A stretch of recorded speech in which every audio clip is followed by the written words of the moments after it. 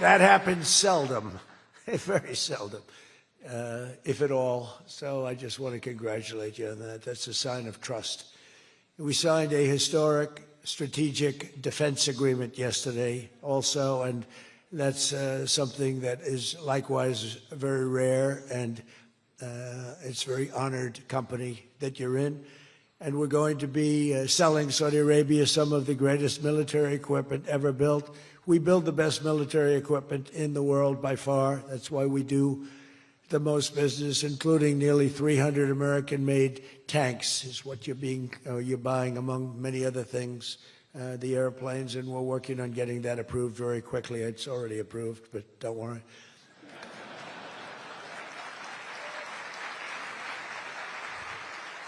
We have to go through a process. The process will take, Elon knows, the process will take about, would you say 24 hours? I think so. You're in good shape, very good shape. The partnership between our two nations is among the most consequential in the entire world, and together the Crown Prince and I are making an alliance stronger and more powerful than it's ever been before. We've had good relationships and frankly not good. You didn't have a good relationship with Barack Hussein Obama. You didn't have a good relationship with Sleepy Joe Biden. But you had a great relationship with me, and now it's as good as it was, and probably even better if you think about it, because we took the dark cloud away from your country. It was called Iran and its nuclear capability, and we obliterated that very quickly and strongly and powerfully. But that was a real cloud over the whole Middle East, and now they want to make a deal. They want to make a deal. They want to see if they can work out a deal with us, and we'll be doing that probably. But that was a terrible cloud that you had to live with for a long time. 22 years they were thinking about doing that, the B-2s. That was even before the B-2s. Those B-2s, what machines they were, they flew in, they were undetectable, and they dropped their payload, and every single bomb hit its exact mark, which was a shaft going deep into the mountain. And every single one of them hit, and it was total obliteration. And then I was criticized by some of the fake news for saying the word obliteration was too strong, perhaps. They had no idea. Nobody saw it. 3 days later, when the Atomic Energy Commission went, they said it was total obliteration, beyond obliteration, they said. But they want to make a deal. We'll see what happens. This week, our countries also signed groundbreaking agreements on civil nuclear energy, critical minerals, and artificial intelligence. And I want to congratulate a lot of the great American leaders, business leaders that are in the room. And you'll do a great job for Saudi Arabia and for a lot of other people in the room that are buying your product, taking your product, and using your product. All of that is in addition to the $600 billion investment in the United States that Saudi Arabia announced during my unforgettable visit there last spring. Well, I said, could you try and get that up to $1 trillion? And yesterday, the Crown Prince announced that the number that they'll be investing in the United States is $1 trillion. So that's really an honor.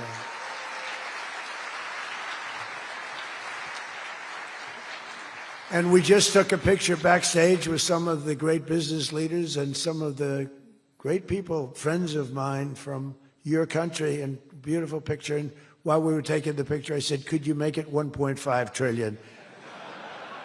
So he's got something to think about. I don't know. We'll get something. I think we'll get something, Scott, right? But many of you in the room are playing a key role in making these projects happen, and we're told that $270 billion in agreements and sales are being signed between dozens of companies, and that's just happening today, $270 billion.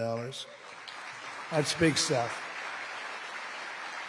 So on behalf of the thousands of American workers who I care about most, I want to thank you for bringing all those jobs and all those great opportunities to America and bringing great wealth to America. We've become a very wealthy country. We have a couple of little things. We're waiting for a decision. We hope that's going to be good, but if it's not, we always find ways, we find ways, but we've done things that nobody thought were possible, and we're taking in trillions and trillions of dollars. Tariffs have been, frankly, the best thing that's ever happened to our country. They've always been used against us, and we never had people that were smart enough to use them in the opposite direction.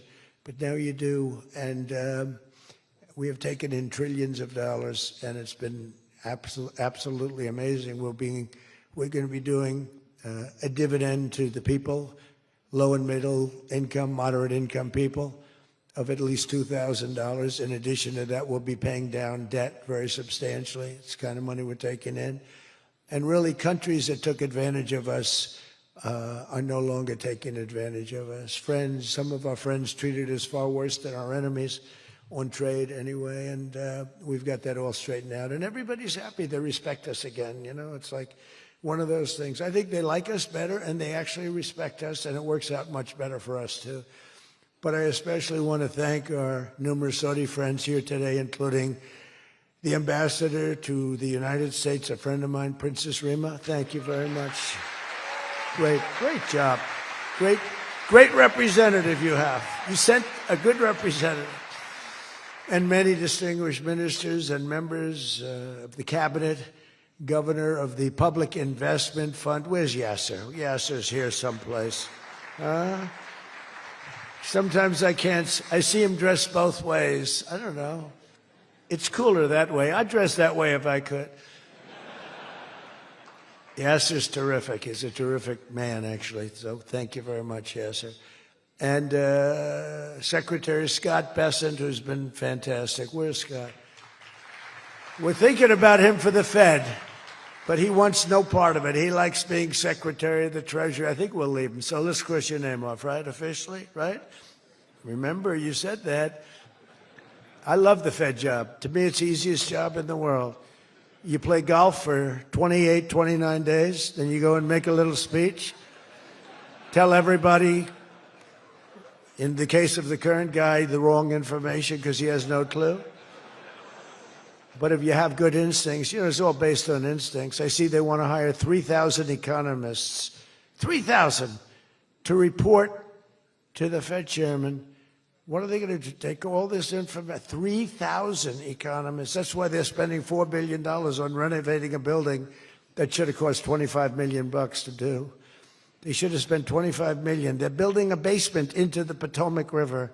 I could have told them that's very tough to do when it doesn't work and it's very expensive. But they're up to $4 billion headed by this clown. But we have 3,000, think of it.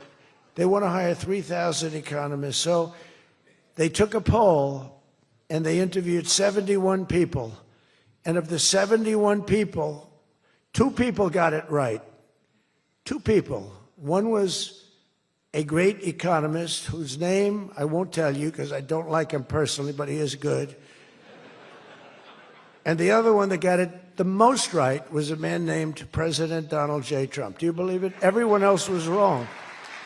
And I didn't have an economist. Well, I had Scott. But we got it right, didn't we? Huh? We got everything right. Doug Burgum, where's Doug? Will you please drill a little bit faster? Between him and I'll tell you, you and Chris was great on television, and he's setting records. They're setting records, but I'll never be satisfied. Drill, you know, we got elected. Drill we must, I called it. Drill, baby, drill. Con Edison, a great utility from New York many years ago, they used to have it said, drill we must and dig we must. So when they were digging in a road, they'd have a sign, dig we must.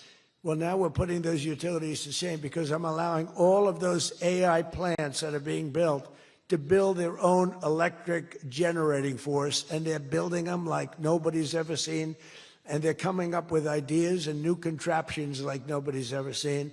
And this way they can't blame me for not producing electric. I said, you produce it yourself.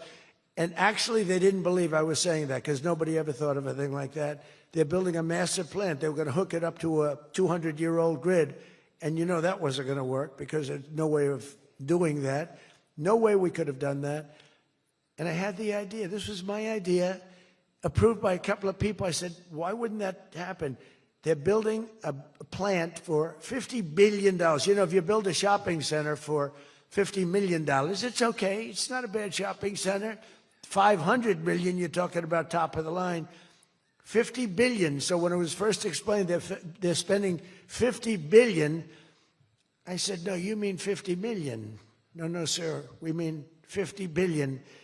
And then I saw some of them that were the size of Manhattan. I said, they did mean 50 billion. And I said, well, what you're going to do is with that, how would you like to build your own electric generating plant?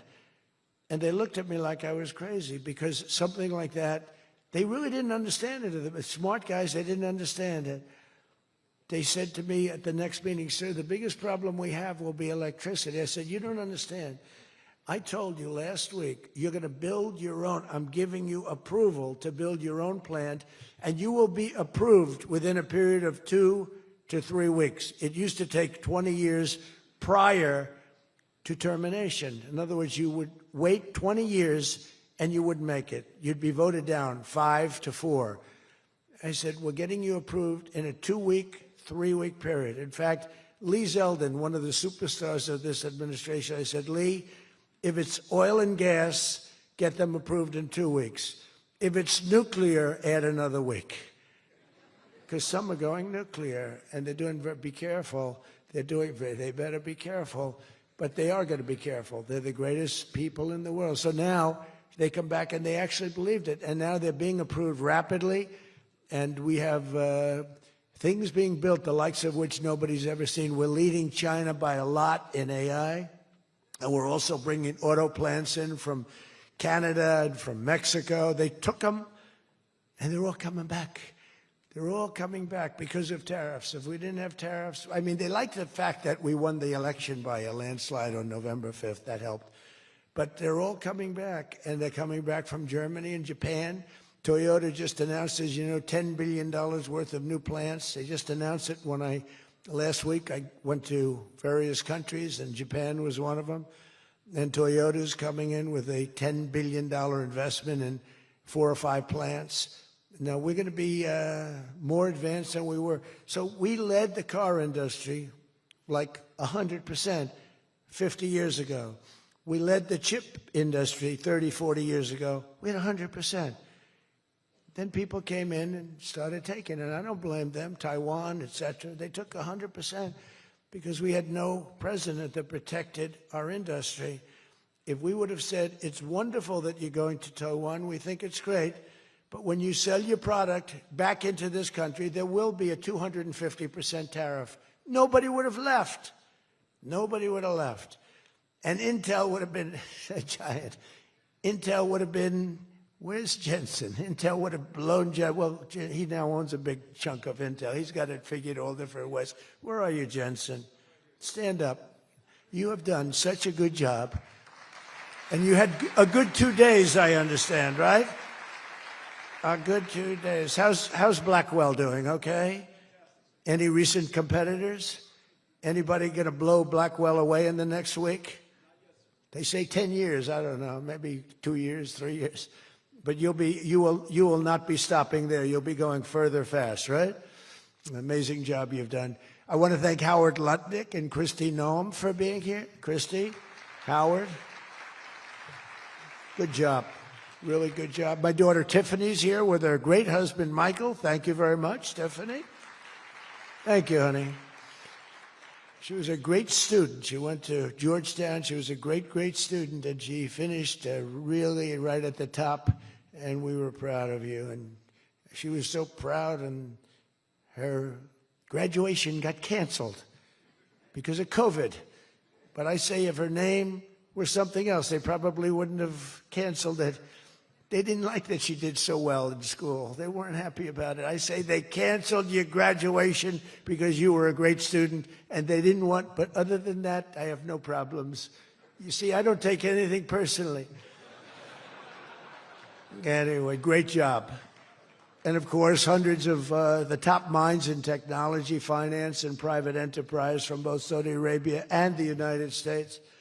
But my message to all of the leaders and investors with us today, and they are the best in the world, is very simple. Under the Trump administration, America is back and America is open for business. And America is actually stronger than it's ever been before, ever. We rebuilt the military in my first term. Foolishly, we gave a little bit to Afghanistan, but not very much compared to what we built. But now we're building it at levels that we've never done before. And in addition to that, we're sending a lot out to our allies, and we're making it possible for them to get it. I want those companies to build more plants, to build it faster. We want them to build it faster. The biggest problem we have is we have a backlog because it's so good. Every country wants our missiles, our jets. They want everything we have, and we got to go faster. We just have a new plane, the F14. It won a very strong competition. It's the newest, and that was won by Boeing. Boeing is doing, by the way, Boeing is doing an amazing job of coming back. Kelly is doing a great job.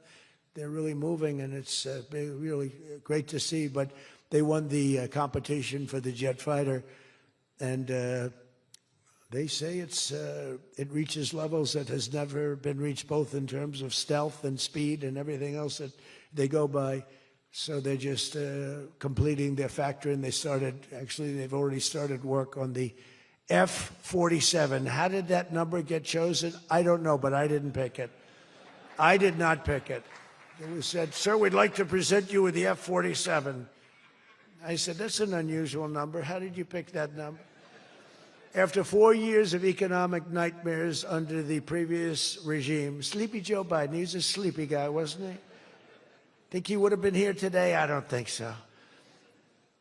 Americans have rejected the failed, and they were really failed, far left models that you were looking at of high taxes and massive spending, soaring costs, crushing regulations, and trillions of dollars in green new scams. Everything was a new scam, green, green, green. Look, I'm all for the environmental, everything. I'm all for climate change. You know, they have a new word, climate change. It used to be global warming. It's global warming. Well, that didn't work. It started coming down. They did the global cooling thing. Then they just said, we can't keep up with this. It's too much. So we'll go, perfect words, climate change. They're covered. If it rains, if it snows, if it's warm, it's climate change is destroying the world. Remember? The world was supposed to have been gone 2 years ago. They gave us 12 years, Howard, to live, right? 12 years. But that was 14 years ago. The world was going to burn up, but it got actually much cooler. These people, it's a little conspiracy out there. We have to investigate them immediately. They probably are being investigated. Their policies punished success, rewarded failure, and produced disaster, including the worst inflation in our country's history. We had the worst inflation in history, and now we have a beautiful normal inflation. It's going to come down over the next few months a little bit more, but we have a nice normal inflation. We had the highest inflation in the history of our country. 9 months ago, our country was dead. But now America is the hottest country anywhere in the world. We're the hottest country. I don't care what country you're with.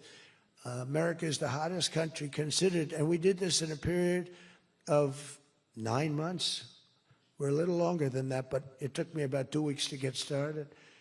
We're rewarding those who build and create, invent, and invest in the USA. And you know, our big, I call it the great, big, beautiful bill. It's the biggest bill ever passed in the history of Congress. And Scott and I and all of us, we sat down and we said, let's do it, along with the Speaker and John Thune and everybody, said, let's do it all in one bill. And a lot of people were they said, you'll never get it approved. And we didn't have a huge majority. We had a huge presidential win.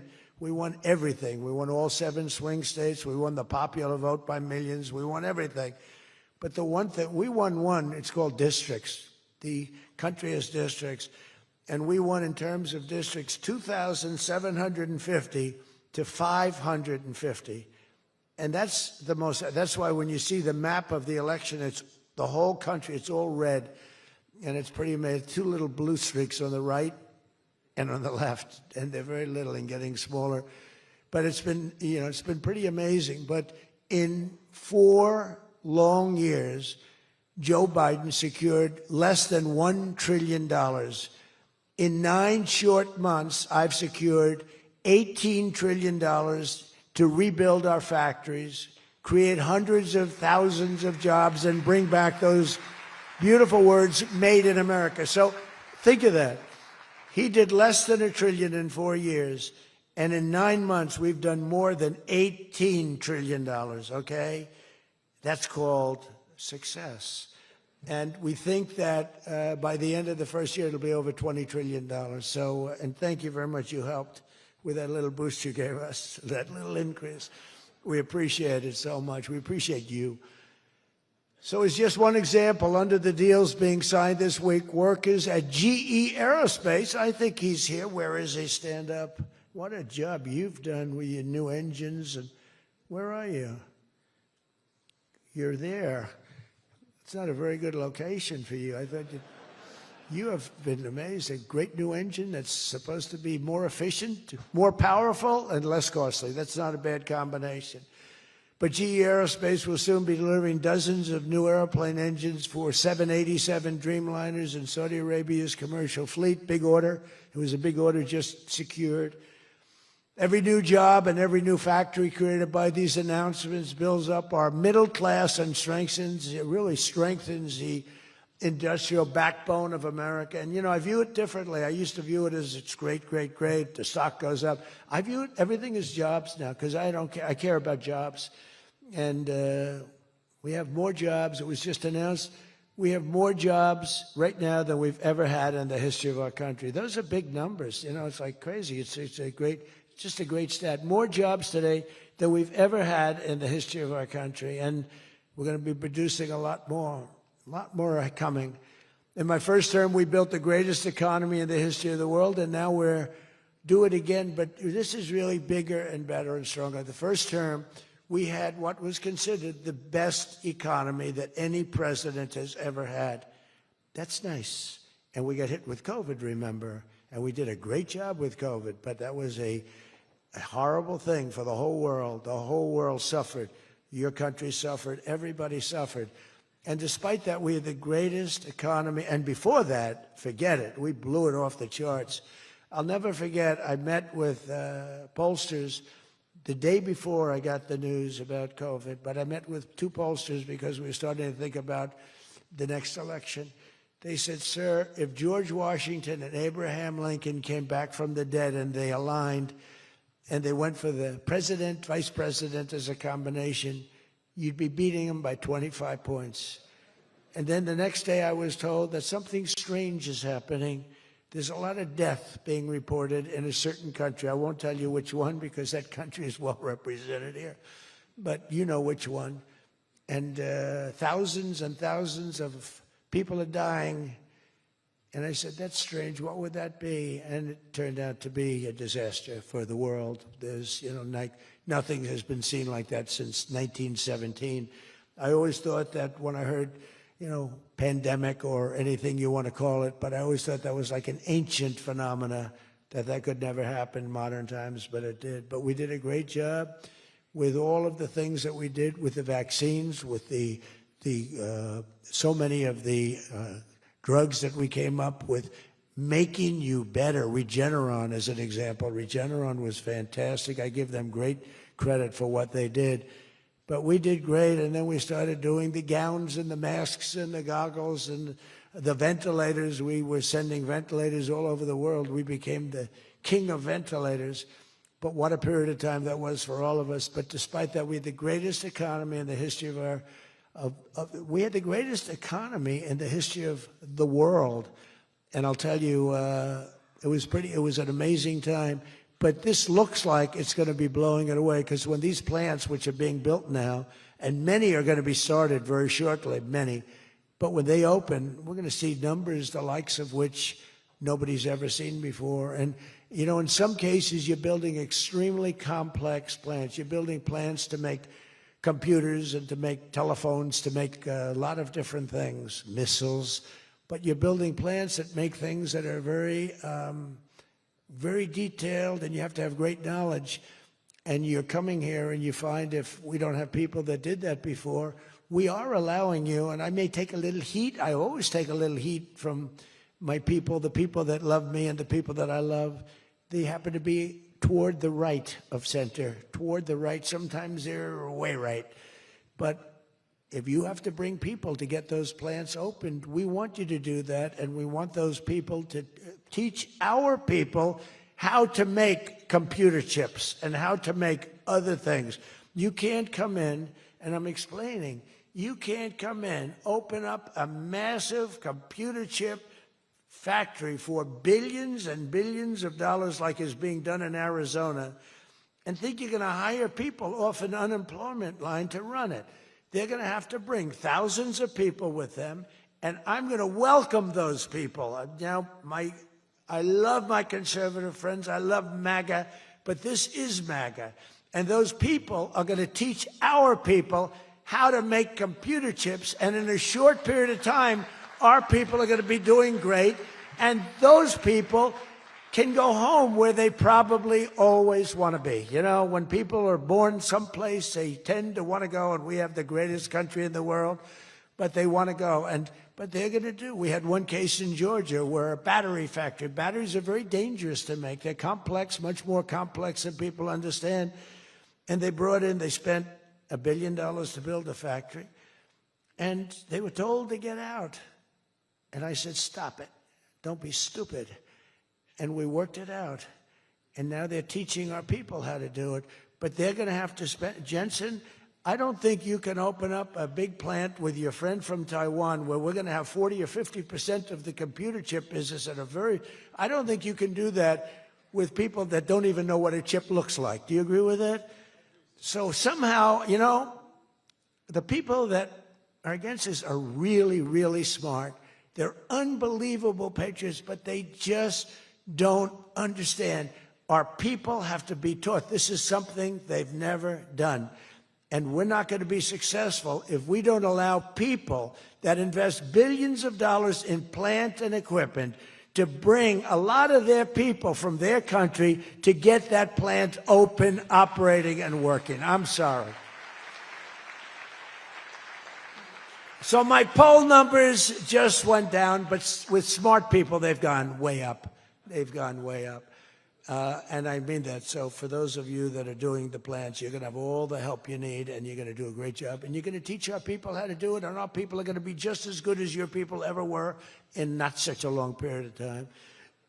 Since the election, the stock market has set, and this is a little more than 9 months, 46 all-time record highs. And the growth is now amazing, and it's lifting up the Americans and American economy like nobody's ever seen before. It's the biggest. There's never been a period of time like this. Wages for hourly workers are rising at the fastest pace in 60 years, and real wages for construction workers are up $2,200 a year, and that's good, and that's spending. They're going to spend. They're going to buy many of the things that you're making. In 9 months, we've lifted over 600,000 Americans off food stamps, and that's happening rapidly. You know, when we had the problem 2 weeks ago on the SNAP, and they talked about all of this, the numbers. So when I left, which was a rigged election, by the way, but that's okay. You know, they used to go crazy. I'd say rigged election. Oh, nobody complains anymore because now they realize it was, and it's been proven, and it continues to be proven. But when I left, that number was $7 billion. Now it's $47 billion. That's Biden. So if you think about it, if Kamala, who's the same basic thing, grossly incompetent, he was incompetent, they're all incompetent because their policies are incompetent. Open borders, men playing in women's sports, transgender for everybody. I mean, they got the worst policy. I don't talk about it too much because if I talk about it, they might change. So, no, I don't talk about it. I tell people, don't talk about it. Wait till 2 weeks before the election and hit the hell out of them. Right? We talked about that, right, Elon? He said, we wait 2 weeks before. It's almost like you're in a war. Don't shoot yet. Don't shoot. Hold your fire. The enemy's rushing. Hold your fire. Don't shoot. Okay, now you can go. 2 weeks before. But I watched a guy the other day, a congressman, fighting for men playing in women's sports. And the new weightlifting record for a certain weight was just set. The man was 119 pounds higher than a woman champion who was a phenomenal champion. Beat her by 119, and he was an average lifter prior to transitioning. A lot of the Saudis are sitting here saying, what the hell is he talking about transition? They don't do, Yasser, they don't do a lot of transitioning. They're sitting here, the Saudis are saying, what is he talking about? They're saying, what do you mean women are playing against men? No, that doesn't happen, does it? Yeah, it does. These people are crazy. 1.9 million more American-born workers are employed today. Think of that, than when I took office. So we picked up almost 2 million workers, and more Americans are now working, as I said, than at any time in the history of our country. Under Biden, 1 out of every 4 new jobs went to increase the size of the federal government. So in other words, 1 out of 4 was a federal worker. Well, I love our federal workers, but that's not the way you can build a country. It's a short road to a disaster. Under my administration, 100%, think of that, of all new jobs created came out of the private sector. In fact, the federal government, we cut thousands and hundreds of thousands of jobs out of the federal government. Now, if I wanted to do something for purely political reasons, I'd say, Susie, let's hire a couple of million federal workers. And you know what happened? Unemployment is unbelievable. We don't do that. They did that. They used to hire workers in order to fudge up the numbers. The federal workers. By the way, Susie Wiles, most powerful woman anywhere in the world by the biggest, most important magazine. Susie Wiles, she had her father, Pat Summerall, the great announcer, football. He was a great football player, became an even greater, the voice of the NFL, and he was supposed to be a tough cookie, and I believe it 100%. Most powerful woman in the world. She can take out a country, take out a country with one phone call. That's power. I don't know if I could do that, but she could. Thank you, Susie. Do you feel good about the job you're doing? Huh? She's never going to be satisfied. She's doing a great job. We're also making incredible strides to make America affordable again. That's a new word that they're using. Affordability, they talk. They had the worst inflation in history. They had the highest prices in history. The country was going to hell. The only thing that we're going up in is our stock market, okay? The only price that we really have, I mean, we're bringing prices down, but they came up with a new word, affordability. And they look at we are all about affordability, and everyone assumes that that meant that, no, their prices were high. If you look at the numbers, since I took office, core inflation is now below 2.7%. It was at numbers that nobody had ever seen before with them. Walmart just announced that the cost of their standard Thanksgiving meal is reduced by 25% this year from last year. So they make, look, the Democrats, I don't know, some of you are probably liberal Democrats. I don't know about in your country. I don't know if you know that word, liberal. The word liberal doesn't exist. But they have a new word now. You can't use liberal. You have to use the word progressive. And I don't like using it. It's a beautiful word, progressive. Progressive, that's not them. They're regressive. No, they're regressive. Think of it. So if I don't get in, we have $20 trillion. Let's say she gets in. Instead of $20 trillion, you'd lose $10 trillion, and your welfare and other benefits would go up by 30%. Look at SNAP. Look at what happened there. From 7 million to 47. From 7 billion to 47 billion. It would be that. So we would lose business. Countries and companies and people would flee our country. They would flee. And all of the other things would go up. In other words, would end up with a shell of a country, and I'm being nice when I use the word shell. This country would have been in big trouble, and I don't want to get him in trouble, but that gentleman right there, the most respected man in the room, that's today because we're here. Most respected man, I have to say that. Don't worry, when I'm with other countries and the leaders sitting there, I say the same about them. Don't worry. Don't get carried away. No, the most respected, one of the great leaders, he told me when I was in his country, he said, and I use it all the time. Sometimes I refer to him because I have great respect for him. I figure it sells better. But he said exactly these words. He said, it's amazing what you've done. 1 year ago, your country was dead. And now you've got the hottest country in the world. You were the first one that said that. And I've used your name hundreds of times. I use your name, I say, that king of Saudi Arabia said. But anyway, but it's true.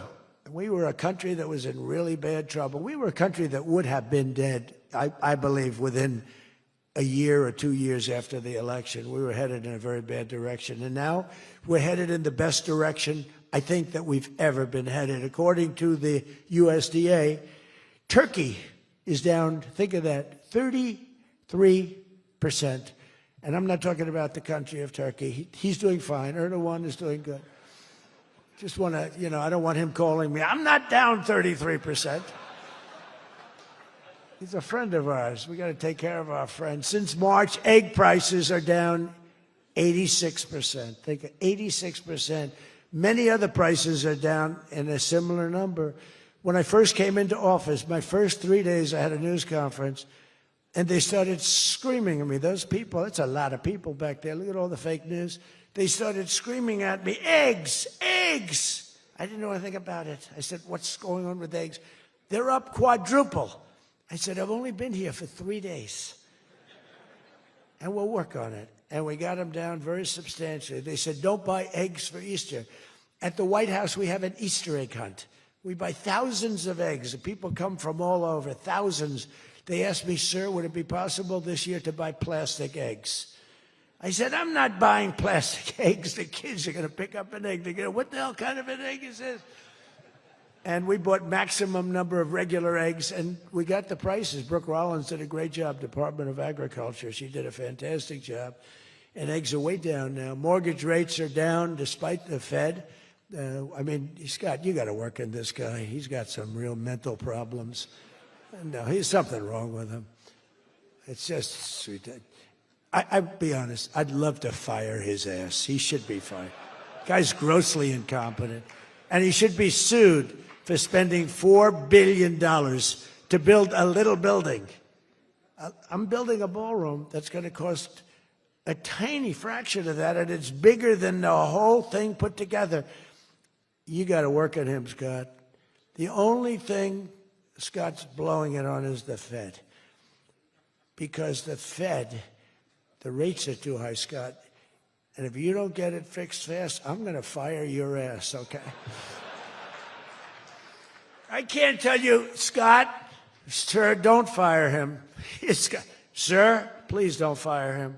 He's got 3 months to go. Don't fire him. I want to get him out, Scott. Please. He's the voice of reason. You're very lucky you have him, I'll tell you that. Done a good job. I think Howard's a little bit more for firing him. Right, Howard? I think Howard would say, get him the hell out of there. Anyway, well, congressional Democrats wanted the largest tax hike in history. They wanted to raise your taxes by 42% of you, 44%. I proudly gave you the largest tax cuts in American history. Don't forget, the great big beautiful bill doesn't kick in until January 1st. So all these numbers that you're reading about, all these great numbers, that's without the tax cuts. The tax cuts take effect on January 1st, and that's no tax on tips, no tax on overtime, and no tax on Social Security for our great seniors. Even people that go buy a car, they've never had this. Middle-income people don't know what the word deduction is. They don't know. This room, they live on deductions. Me too. How much of a deduction do I get? We all live on it. Middle-income people, they don't know about that. They don't really have deductions. We're giving them a deduction on the interest if they buy a nice Tesla car and they borrow the money. You're so lucky I'm with you, Elon. I'll tell you, has he ever thanked me properly? Although I do let him buy other than electric cars, but these are minor details. We had a mandate, which even Elon thought was ridiculous, that everybody has to have an electric car by 2030. And once, fortunately, he said, that's a ridiculous thing. So I keep quoting, but I'm giving them a deduction. Now, Elon would like to have it differently. A deduction only if you buy a Tesla, right? But we'll let it be for everybody. But think of it. You get a deduction on the loan, on your interest payment, I think that's going to be an unbelievable boon to car sales. I think it's one of the biggest things, and we'll see, but I think it's going to be. And the biggest thing I've done for business and jobs is deductibility, where all of that money that you're spending, 100%, think of it, expensing for all new equipment purchase, factory construction, including structure.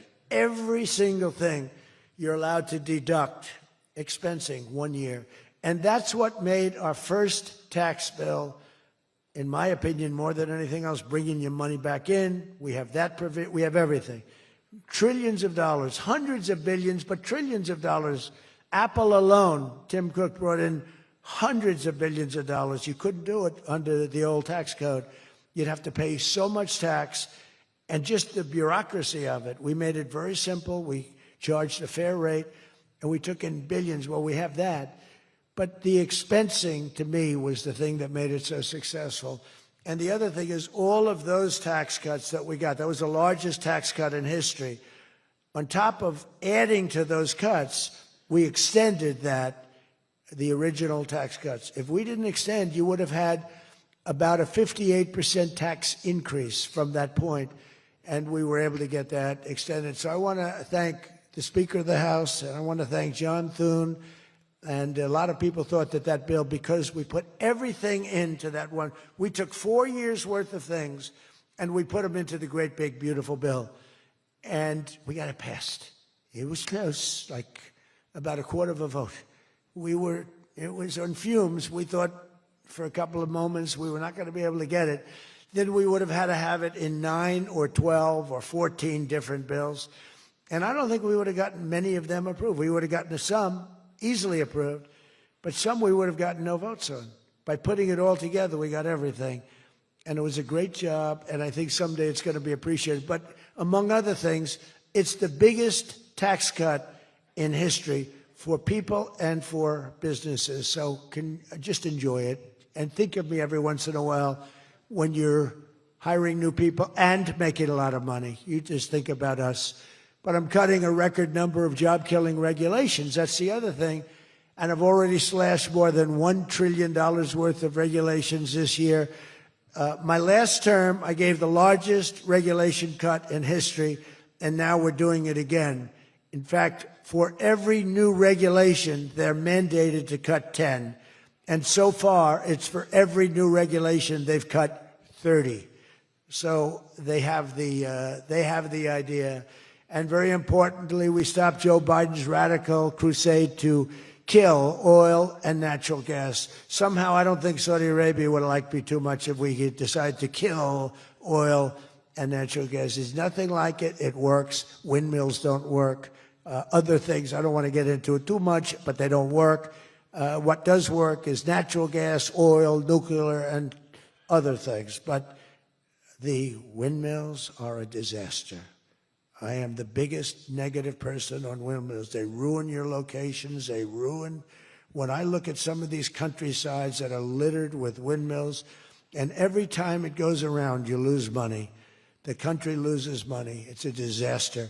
And I just hope that some of these countries that are losing their ass, we have countries that are going bankrupt because they're putting windmills all over the place. You're supposed to make money with energy, not lose money with energy. And we talk about oil, and we talk even clean, beautiful coal. I said, you're not allowed to mention the word coal unless you precede it by saying clean, beautiful. So I have my people in the office, they're talking about coal, right? And they're going, sir, a clean, beautiful coal is doing very well, sir. And then 2 minutes later, clean, beautiful coal. Then he mentions the third time, sir, coal. No, it's clean and beautiful. Because it needs a public relations help. Coal needs a little help, public relations-wise. So we refer to it as clean, beautiful coal, and it does have its place, that I can tell you.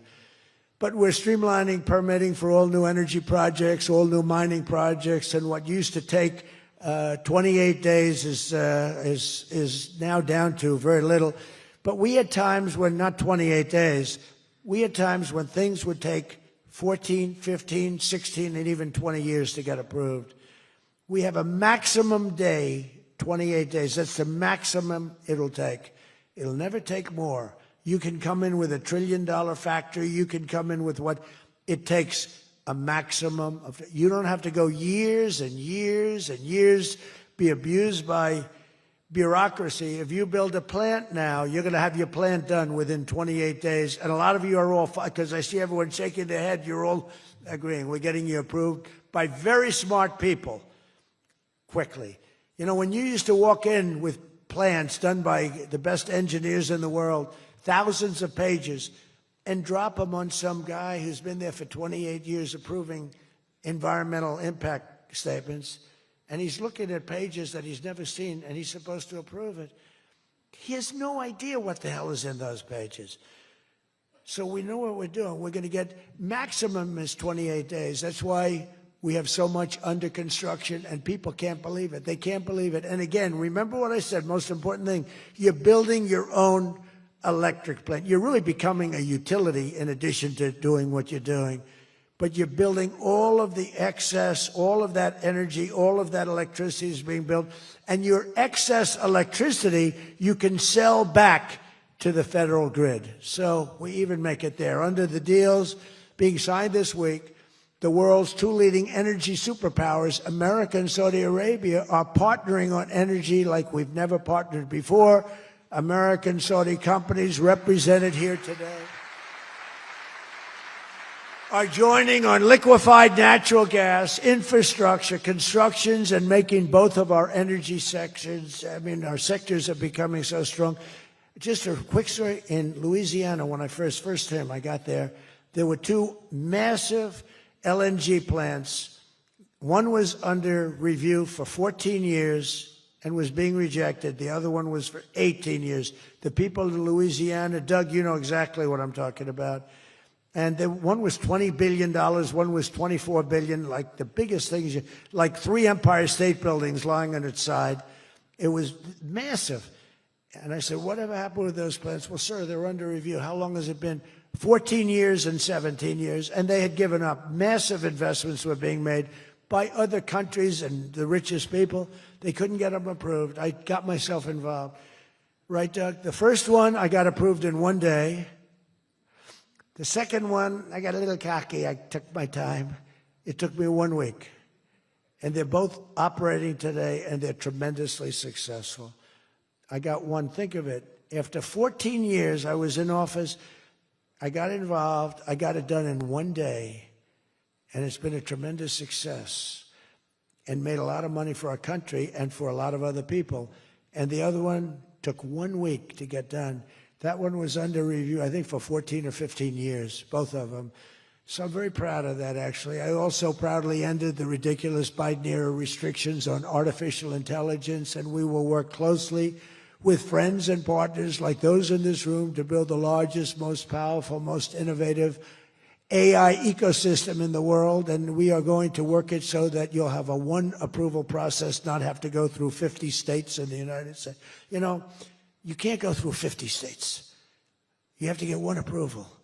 50 states is a disaster because you have one woke state and you have to do all woke. You'll be back into the woke business. We don't have woke anymore in this country. It's virtually illegal. But you'll have a couple of wokesters, and we don't want to do that. We want to get the AI done, and I'm working with David. David's done a fantastic job. If he's here, I think he is. He is. Thank you. David's done a fantastic job. But we want one approval, one, and hopefully you have the right guy in the federal government. Hopefully you have the right president, but you have one approval, one approving body, not 50, not, hundreds of people all over the country looking at what you're doing. And basically you're forced to take the worst and the most onerous, right, Jensen? Are you happy with that, Jensen? Thank you. If Jensen's happy, I'm happy. But what's very important, we have to do that. And we have a couple of very good, very well-meaning senators that think every state should have a right to approve. We're not going to do that because that will not allow you to do what we have to do. And we'll get that straightened out. Together, the United States and Saudi Arabia are unleashing really the most incredible new prosperity together. And we're also making history and forging peace. And I've settled 8 raging conflicts, 8 wars. I've settled 8 wars. I have 1 to go. You know what that one is. I thought that was going to be my easy one because I have a good relationship with President Putin, but I'm a little disappointed in President Putin right now. He knows that. I thought that was going to be the easy one. I settled one war, 36 years. I got it done in one day. I had another one, 32 years, millions of people killed. Even Congo and the Rwanda, they had 10 million people killed. It was out of control. I got that settled. I have a man's father who happens to be in this room doing a great job, right? Got that settled. I settled 8 wars, and I'll tell you, His Majesty would like me to do something very powerful having to do with Sudan. It was not on my my charts to be involved in that. I thought it was just something that was crazy and out of control. But I just see how important that is to you and to a lot of your friends in the room. Sudan, and we're going to start working in Sudan. I didn't think that that was one that was going to be so easy to do, but we're going to start working. Mohammed said, yeah, thank you. Thank you to you. No, it wasn't on my charts because I'm good at settling disputes, and I've always been. I've done very well with that over the years, even before this. But you know, I was talking about the different wars, and it's look, India, Pakistan, they were going to go at it, nuclear weapons. I said that's okay, you can go at it, but I'm putting a 350% tariff on each country. No more trade with the United States. No, you can't do that. I said I'm going to do it. Come back to me and I'll take it down. But I'm not going to have you guys shooting nuclear weapons at each other, killing millions of people, and having the nuclear dust floating over Los Angeles. I'm not going to do it. They said, we don't like that. I said, I don't care if you like it or not. So I was all set. I told Scott, 350% tariff to settle that war. If you don't, we'll make a nice trade deal. They were in the midst of a deal. Now, no other president would have done that. Another guy would have, like Joe Biden, doesn't even know what countries we're talking about. He wouldn't have any idea. There'd be no tariffs, no nothing. Just the whole world would go to hell. But no, I used tariffs to settle all these wars. Not all of them. 5 of the 8 were settled because of the economy, because of trade, because of tariffs. So I did this. But, and then I'll tell you what, the Prime Minister of Pakistan called me. Thank you very much.